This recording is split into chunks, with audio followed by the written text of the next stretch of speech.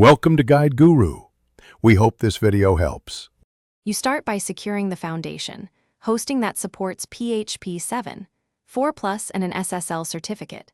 Install WordPress, set permalinks to postname, and create a lockdown admin account. Then install Woocommerce and run its setup wizard to define currency, basic shipping zones, and at least one payment gateway.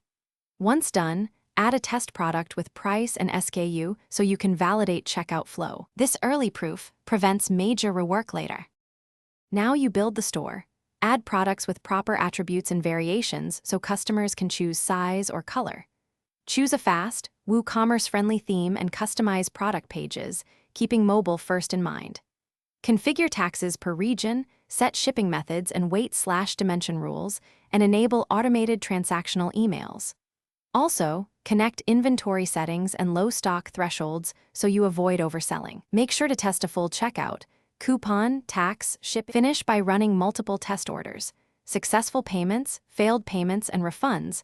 Enable logs so you can trace issues. Optimize performance with caching, compressed images, and a CDN to reduce load times and increase conversions. Once launched, monitor orders and analytics daily for the first week.